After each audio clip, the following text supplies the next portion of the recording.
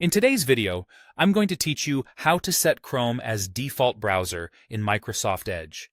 By the end, every link you click from other apps will open in Chrome automatically, and you won't have to switch browsers manually. Let's start by opening the Windows Settings app. Click the Start button and select the gear-shaped settings icon. If you prefer keyboard shortcuts, press Windows key plus I to get there instantly. You'll know you're in the right place when you see the main settings homepage with categories like System, Bluetooth and Devices, and Apps. Now, head into the Apps section, then choose Default Apps. This is where Windows manages which programs open different file types and links.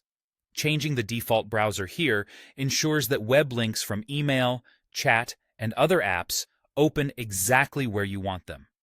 On the Default Apps page, look for the search box labeled Set Defaults for Applications.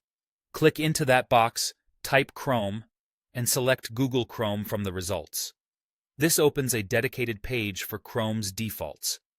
You might notice a list of link types such as HTTP and HTTPS, and file types like HTML and .html, all of which can be associated with a browser.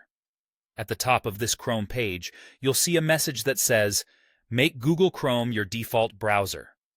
Right next to it, click Set Default. This single action updates the key web protocols and file types to open in Chrome, saving you from changing them one by one.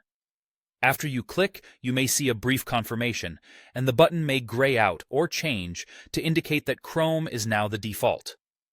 A few helpful tips as you do this. If you don't see Chrome in the search results on the Default Apps page, it's likely not installed on your computer yet, or Windows hasn't detected it. Install Chrome first, and then return to Default Apps. If the Set Default button doesn't appear, make sure you're on the Chrome page within Default Apps and not the general list. Also, Windows or Edge might occasionally prompt you to keep using your current browser.